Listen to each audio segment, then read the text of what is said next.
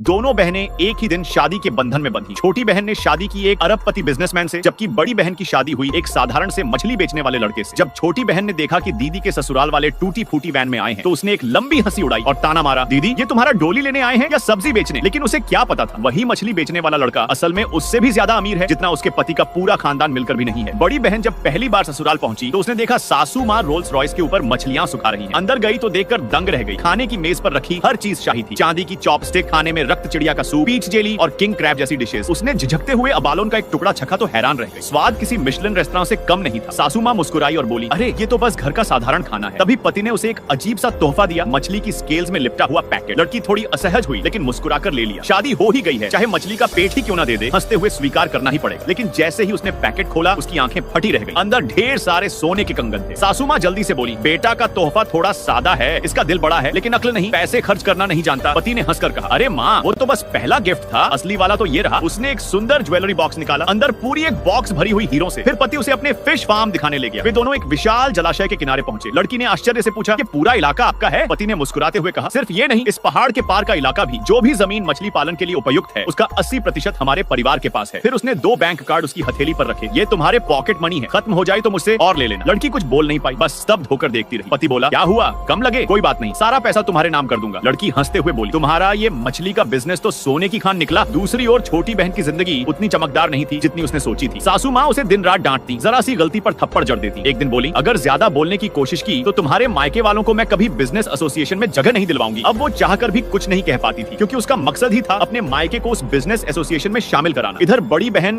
करोड़ों की मालकिन बन चुकी थी, फिर भी अपनी मेहनत नहीं छोड़ी। वो अब भी फूड डिलीवरी करती थी। एक दिन पति ने उसे एक हाई क्लास पार्टी में बुलाया। वो अपनी डिलीवरी यूनिफॉर्म में ही पहुंच गई। माहौल में बिल्कुल मिसफिट लग रही थी। तभी उसकी नजर पड़ी, वहाँ उसकी छोटी बहन भी मौजूद थी। वो चुपचाप निकलने लगी, लेकिन छोटी बहन ने देख लिया और जोर से बोली, अरे ये तो हमारी पुरानी नौकरानी जैसी लग रही है। सबके सामने उसने मजाक उड़ाया और पति से कहा, जानते हो ये पहले हमारे घर में काम करती थी। फिर उसने दीदी के हाथ से ड्रिंक छीन ली और सीधा उसके चेहरे पर फेंक दी। बड़ी बहन का गुस्सा फूट पड़ा, तुम्हें क्या हक है मुझे इस तरह अपमानित करने का? छोटी बहन हंसी और बोली, तुम्हारा मछली बेचने वाला पति यहाँ आने के लायक नहीं है। ये जगह बिजनेस टाइकून्स की है। लेकिन उसे जरा भी अंदाजा नहीं था कि जिस पति का वो मजाक उड़ा रही है, वही जल्द उसकी औकात दिखा देगा। तभी छोटी बहन अपने पति से फुसफुसाई, मुझे लगता है इसने कुछ चोरी किया है, जरा चेक करवाओ। लड़की का सर्च करवाया गया और जब उसने विरोध किया, छोटी बहन ने उसके हाथ का गोल्ड ब्रेसलेट झपट लिया। देखा, यही सबूत है, इतना महंगा ब्रेसलेट ये अफोर्ड नहीं कर सकती। उसी वक्त उसकी हीरे की नेकलेस भी गिर गई। छोटी बहन ने उठाया और दंग रह गई। ये तो एंजल 1 नेकलेस है, दुनिया में बस एक ही है, कीमत 50 करोड़। अब सबने मिलकर उसे चोर कह दिया और पुलिस बुलाने लगे। लड़की रोते हुए बोली, मैंने कुछ नहीं चुराया, मुझे छोड़ दो। छोटी बहन ठहाका लगाते हुए बोली, अब तो जेल में ही डिलीवरी करनी पड़ेगी दीदी। और यहीं से शुरू होता है उस मछली वाले की असली ताकत दिखाने का वक्त।